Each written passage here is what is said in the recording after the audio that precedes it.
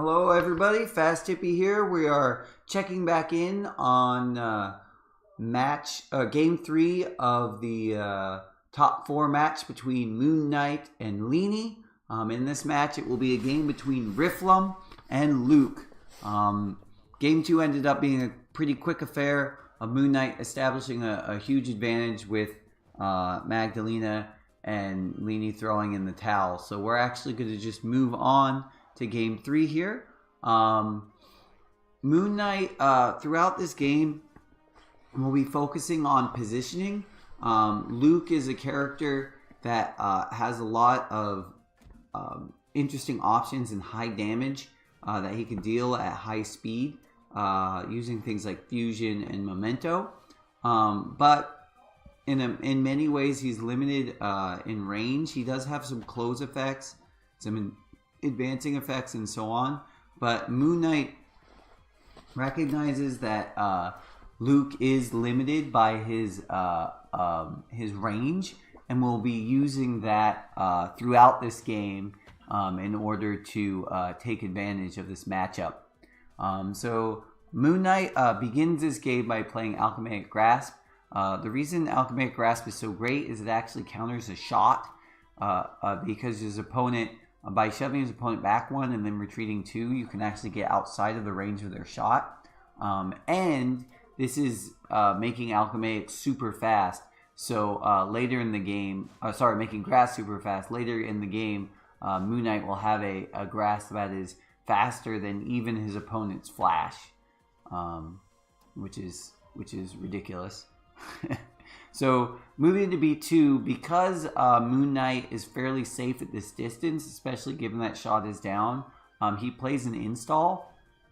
And the idea here is even if his opponent doesn't hit him at all, he'll be able to use install to regain a reagent. And if his opponent does hit him, he'll be able to get the benefit of experimental by adding an additional reagent to his base if he's hit. So Linne recognizes that she doesn't really want to hit him and give him the additional bonuses off of experimental, and so doesn't use the start of beat advance from Chrono, and just advances to the center and doesn't hit Riflam at all. This will still work out well for Riflam because Riflam will gain the bonus stun guard and the bonus power because he still gets his before activating off of install, and he will also get the reagent back because now install has been changed so that it gains the reagent at end of beat and no longer on hit. So now we're moving into beat 3, and Moon Knight will play residual dodge. Residual dodge is really good here because it allows Moon Knight to get really good positioning. Dodge allows him to not only avoid his opponent's attack, but get into a positioning that's highly favorable. And residual allows him to get additional end of beat movement to basically optimize his positioning at the end of beat. Saying that, Linne actually plays fainting dodge, which does a similar effect, basically allowing Luke to get into any positioning he wants at the end of the beat. In addition, fainting dodge is actually slower than residual dodge, so Linne will be able to get the final say of where the positioning ends up, and this is highly in the favor of Linne. So Moon Knight does get into central board positioning, but because fainting is slower than residual, Linne is able to get at the melee range, which is where she wants to be while fighting against Riflam. So now we will be moving into beat 4. In beat 4, Moon Knight plays Transformative Burst. You can't see it yet, but it's coming. And he additionally antis Stun Guard and the Force anti on Stun Guard. I actually really like this. Having the stun guard on burst makes burst a lot better attack, because the typical counters to burst, which is drive and shot, only deal 3 damage. So by having Stun Guard 4 on Burst. It allows Burst to be a much better attack and win that base war. As it is, Linne goes for Fusion Grasp here, and the Burst allows Moon Knight to dodge the Grasp and deal the damage back. So Moon Knight gets a free beat here, which happens when you play Burst. It's the kind of the advantage of Burst, but also the risk of Burst, which is it being so slow. You can be countered by something like Drive or Shot. So now we are moving into beat 5. In beat 5, Moon Knight plays Alchemaic Grasp again. Alchemaic Grasp is super powerful because of the high speed. At this point, it even outspeeds something like Flash, which is ridiculously fast. But Alchemaic Grasp is actually going to be speed 7, which is crazy. In addition, as we discussed earlier, Alchemaic Grasp ends up being the perfect counter against Shot, which is exactly what Linne plays this beat. And so what this allows Moon Knight to do is it allows Moon Knight again to push Luke back 1 and then to retreat 2 and basically deal the 2 damage and dodge Shot at the same time. Now Linne is able to soak this damage, so doesn't take any damage at all. But the problem is that Moon Knight is being able to constantly get good board positioning and is able to beat after beat put reagents on his attacks. And so as this game stretches on, Riflam is becoming more and more strong. And so Linne is getting into a very difficult position where she needs to try to close on Riflam before he can get out of control with his attacks. So now we're moving into beat 6, and again, because Moon Knight is at a long range from Luke, and Luke can't deal very much damage from this distance, Riflam plays Experimental Install, feeling that it's fairly safe.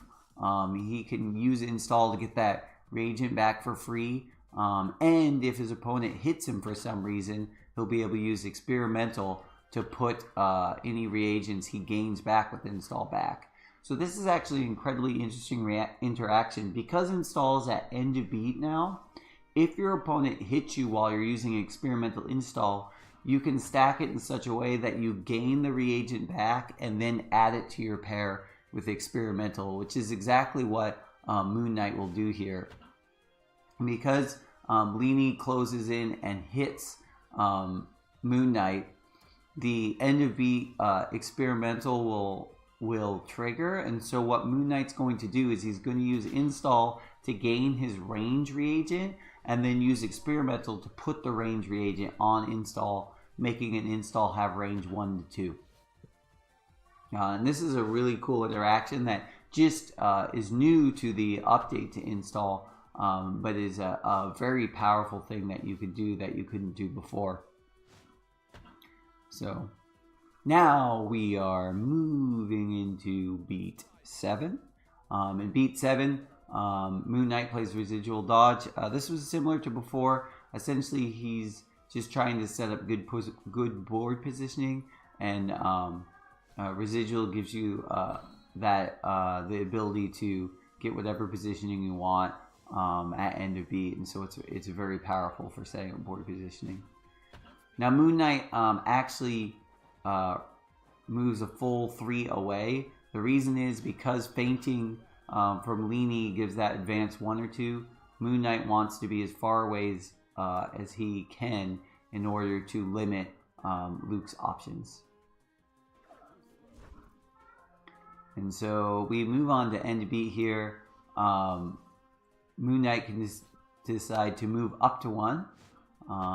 And Moon Knight decides to stay in position, and Linne is able to advance 1 or 2, and Linne will probably advance as close as she can to try to continue to stay close and fight Moon Knight face to face. So now we are moving into beat 8, and Moon Knight plays a familiar attack from earlier, which was Transformative Burst. Again, Transformative Burst is pretty powerful here because he's able to maintain his positioning that he wants, which is far away from Linne. And by anteing the stun guard here, he's able to counter a lot of the common counters to this move, which would be something like Shot. By having that stun guard 4, he's actually able to take a blow from something like Shot and attack back. As it is, his opponent plays Fusion Grasp. Perhaps this was to clash an attack they saw something coming like Alchemaic Grasp. But as it turns out, Moon Knight is able to get away from his opponent with Transformative Burst and then get a free 5 damage here, which is a ton. And at this point, Burst has actually been pumped up twice from Transformative, and actually has a base of 5 damage, which is crazy. But this is kind of what happens if you get into the late game with Riflam, which is what's happening this game. So now we move into beat 9, and Moon Knight, again, sensing that he's at a favorable board position far away from his opponent, will play Experimental Install. In addition, because he has the range reagent, he's actually able to make Install have range 1 to 4. And with Experimental Install, he's also advancing 1, so this is nearly full board range, which is just super crazy. And even though Linne plays Memento Shot here, which hits for 6, because he's played Experimental so many times on Install has an incredible amount of stun guard and will not be stunned by Memento Shot.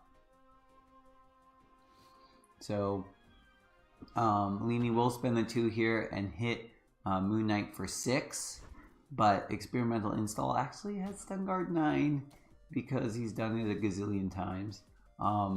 Moon Knight is able to advance 1 here from Experimental, and then the range 1 to 4 actually is enough to hit Linne back for 5. So now we are moving into beat 10. And earlier in the game, Moon Knight actually anteed range on his Grasp when he was playing one of his Alchemaic Grasp attacks, which means that Grasp actually has range 1 to 3. And for this reason, Moon Knight will actually play Alchemaic Grasp here. This is similar to earlier in the game where he's trying to maintain that distance from his opponent while also outspeeding them. And since he has this range 1 to 3, he's actually able to use this attack even from this further distance and keep his opponent away from him. Now his opponent plays Chrono Flash, but as I mentioned, since he's played Alchemaic on grass so many times, he actually outspeeds Chrono Flash, which is crazy. And he's able to hit and stun Linne and push them away. And given the fact that Moon Knight has an extremely powerful board position at this point, and also an extremely high life lead, Linne sees the writing on the wall, and I think actually throws in the towel in this next beat. We will see. I don't know. Moon Knight retreats 1, giving him extremely good board positioning. He has Shot. His opponent will not be able to threaten him at all with Chrono being down. And I think Linne sees that she has an unwinnable beat, and given the life gap is just too much. Yep, Linne throws it in. So this was a fantastic game of Riflam and showing the power of Riflam, identifying what's important in a matchup, and then taking advantage of your opponent's weaknesses. And this was just a clinic of how to play Riflam well and how to get the most out of Riflam's kit. Thank you both for Moon Knight and Linne for these amazing games, and I hope everybody enjoyed playing this wonderful tournament as we move into the top 2 and then the finals after that. Anyway, take it easy, everybody. Bye.